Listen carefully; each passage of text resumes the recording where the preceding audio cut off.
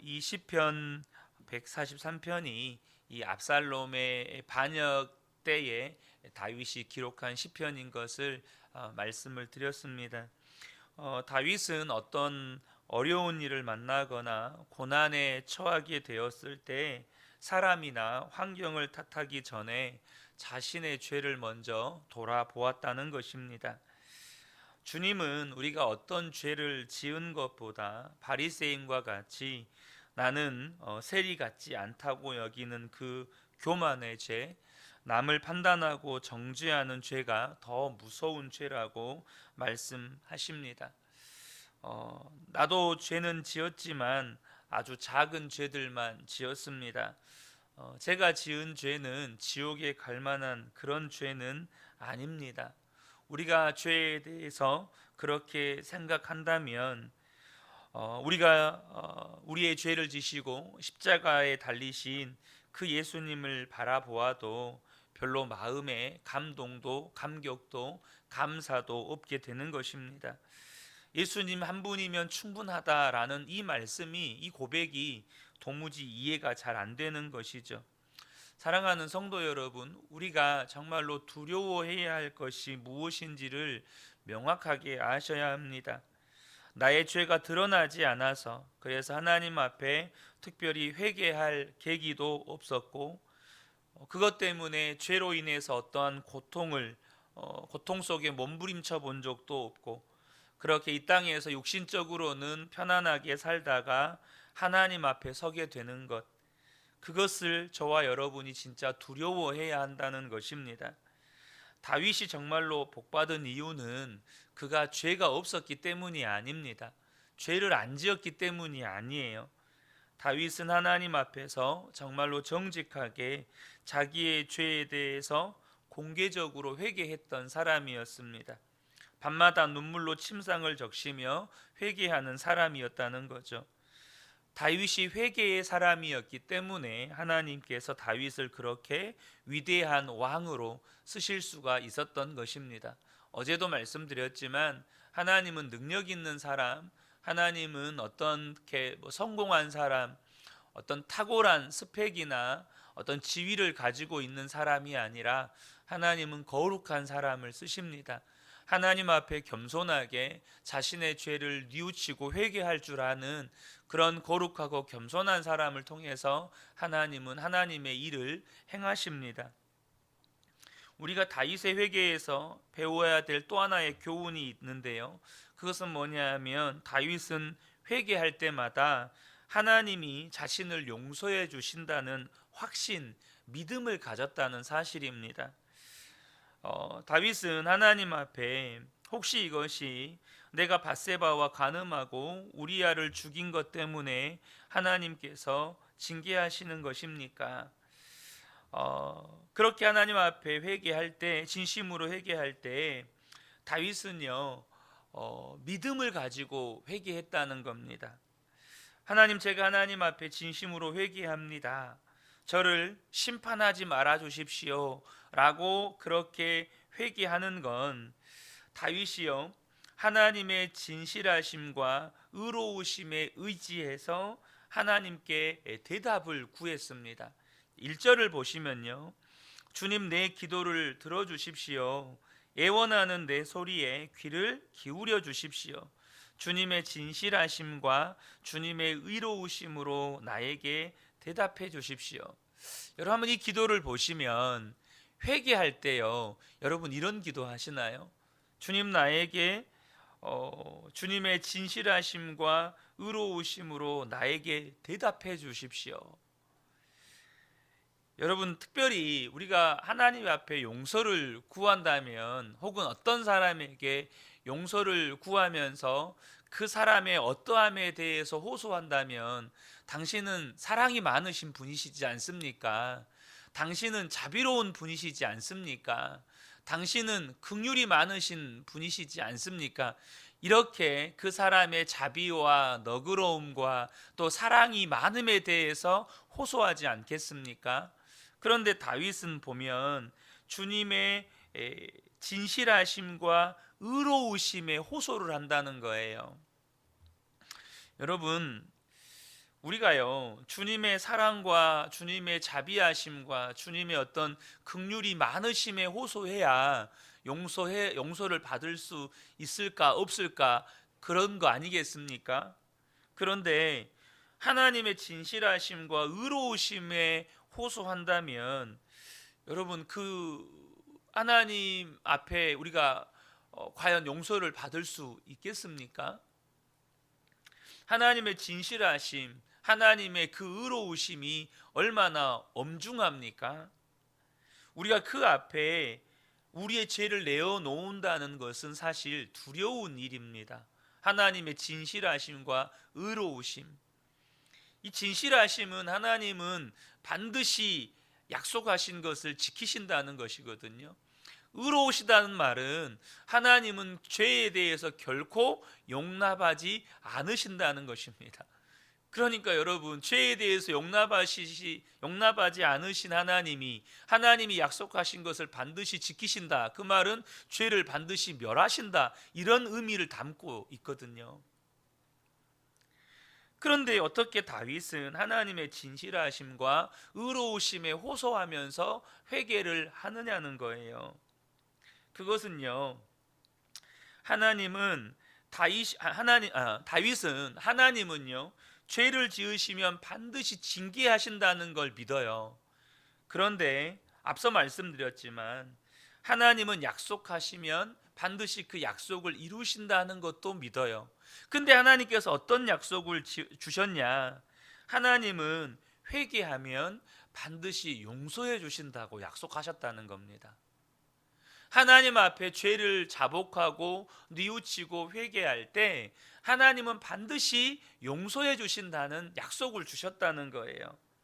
그래서 하나님께 다윗이 호소해요. 하나님의 무엇이에요? 하나님의 진실하심과 의로우심에 호소해요. 하나님은 죄에 대해서 반드시 징계하세요. 그렇지만 하나님께 회개하는 자를 또 반드시 용서해 주세요. 그래서 다윗은 그 믿음을 가지고 하나님 앞에 회개를 하는 겁니다. 하나님 앞에 용서를 구하는 거예요. 하나님은 약속을 반드시 지키시는 하나님이시니까 하나님께서 이스라엘 백성들에게 반드시 지키라고 십계명을 주셨습니다. 그런데 그 계명을 지키지 못할 때 어떻게 하신다고 하셨습니까? 하나님께서 이스라엘 백성들이 지키지 못할 것도 아세요. 그러니까 이스라엘 백성들에게 속죄받을 수 있는 속죄의 규정을 주십니다. 속죄 제사의 규정을 주시고 또 성소도 규정으로 만들어 놓으셨어요. 그러니까 하나님께서는 십계명을 주시고 그것을 어길 때 징계하시지만, 또 한편으로는 우리가 죄를 지어도 하나님 앞에 회개하면 돌이킬 수 있는 방안도 약속하셨다는 것입니다. 신명기를 읽어보면 하나님이 계명을 지키는 자에게는 복을 약속하시고, 하나님께서 계명을 어기는 자에게는 또 무섭게 징계하실 것에 대해서 말씀하십니다. 그래서 하나님의 말씀을 어기면 나라도 잃어버리고 이 민족도 포로로 잡혀가게 될 거라고 말씀하시죠. 그런데요, 그들이 포로로 잡혀간 그곳에서라도 자기의 죄를 깨닫고 하나님 앞에 회개하면 하나님은 반드시 그들의 죄를 용서하시고 그들을 구원하시고 돌아오게 해주실 것 또한 약속하십니다. 솔로몬이 성전을 다 짓고 하나님 앞에 일천번제를 드리고 하나님께 드렸던 기도에서 가장 중요한 내용이 무엇입니까? 하나님, 이스라엘 백성이 하나님 앞에 범죄하고 난 다음에 그들이 징계를 받을 때에 그들이 깨닫고 이 성전에 와서 자신들의 죄를 고백하고 회개하면 하나님 반드시 그들을 용서해 주십시오. 하나님 반드시 다시 구원해 주십시오. 이 기도를 드립니다. 그때 하나님께서 어떻게 하십니까? 하나님께서 그것에 대한 응답으로 하늘에서 불을 내려서 솔로몬이 준비한 제물을 다 태우십니다. 다 흠양하세요. 그리고 하나님의 영광으로 그 성전을 가득하게 하십니다.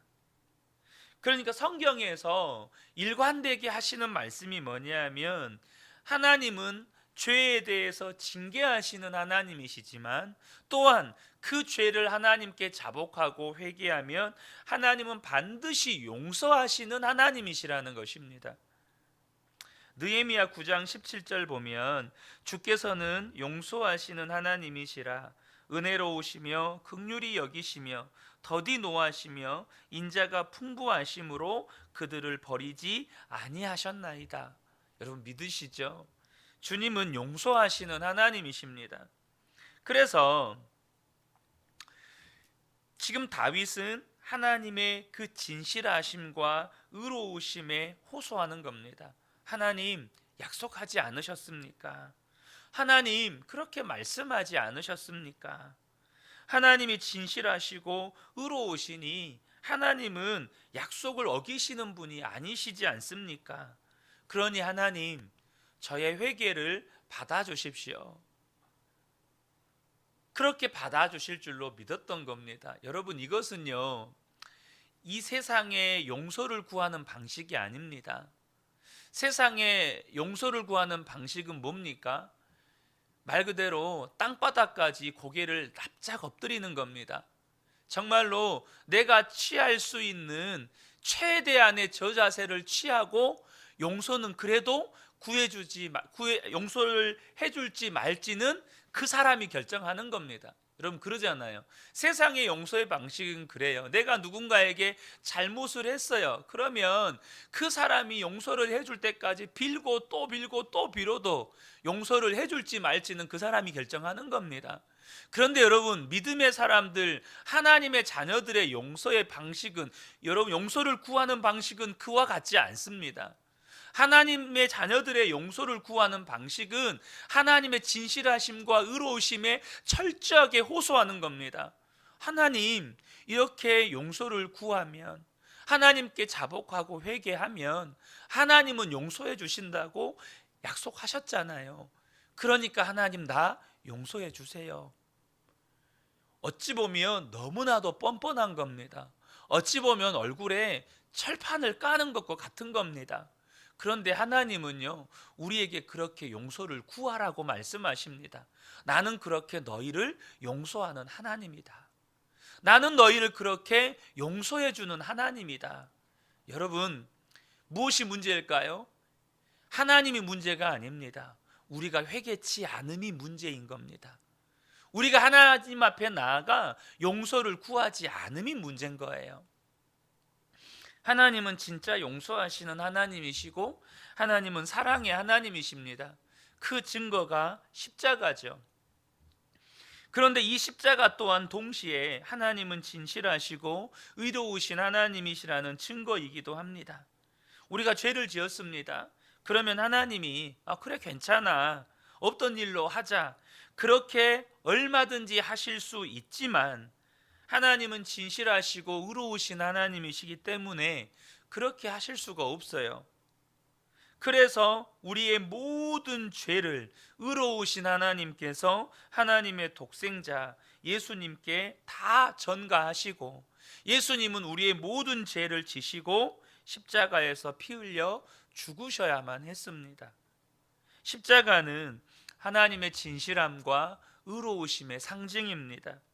하나님은 절대로 죄를 그냥 넘기시지 않습니다. 그런데요, 저와 여러분이 분명하게 하셔야 합니다.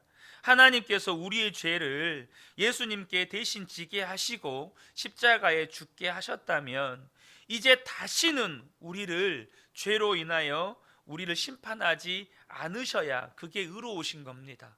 맞죠? 왜냐하면 우리의 모든 죄를 십자가에서 다 짊어지고 해결하셨으니까. 만약 하나님이 우리를 다시 심판하신다면 똑같은 죄로 2번 벌하시는 일이 되는 것입니다.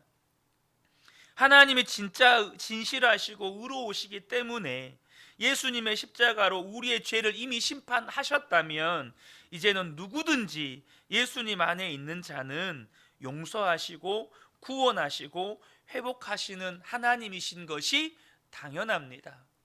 저와 여러분이 예수님 안에 있기만 하다면 주님이 우리를 구원하시고 용서하시고 회복하시는 게 당연해요.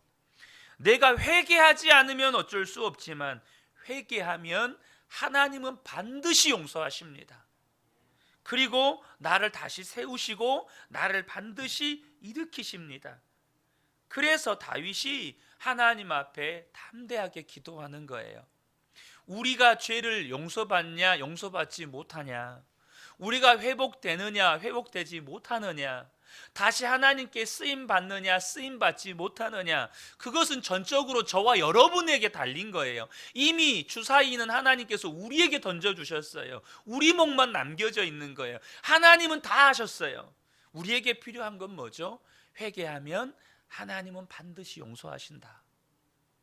주님 앞에 나아가 회개하면 반드시 용서하신다. 다윗은요, 하나님 앞에 회개할 때 믿음 갖고 회개했습니다. 여러분, 우리가요, 우리의 죄에 대해서 통회하는 마음이 있으셔야 돼요. 그러나 여러분, 그것이 하나님을 의심하는 마음과 혼동하시면 안 돼요. 그것이 하나님께서 용서하시지 않으실까 두려워하면서 여러분 울며 불며 하는 것과 혼동하시면 안 돼요. 다윗은 자신의 죄에 대해서 너무너무 고통스러워했고 아파했고 하나님 앞에 눈물로 침상을 적셨습니다. 그럼에도 불구하고 하나님 앞에 나아가면, 하나님께 자복하면 하나님은 용서하신다. 하나님은 나를 회복하신다. 하나님은 나를 다시 일으켜 세우신다. 이 믿음을 가지고 회개했다는 것입니다. 그러므로 사랑하는 성도 여러분, 우리가 회개할 때도요, 자녀처럼 회개하셔야 합니다. 회개할 때도요, 하나님이 반드시 나를, 회개하는 나를 용서하시고 회복하신다는 믿음 가지고 회개하는 겁니다. 이 새벽에 함께 예배하는 우리 모든 성도님들이 다윗의 회개를 배우셨으면 좋겠습니다. 주님은 용서하신다. 그 믿음 가지고 주님 앞에 나아갈 때 주님은 반드시 회복하십니다. 이 은혜를 우리 모든 성도님들이 삶 속에서 날마다 누려가시기를 예수님의 이름으로 축복합니다. 아멘.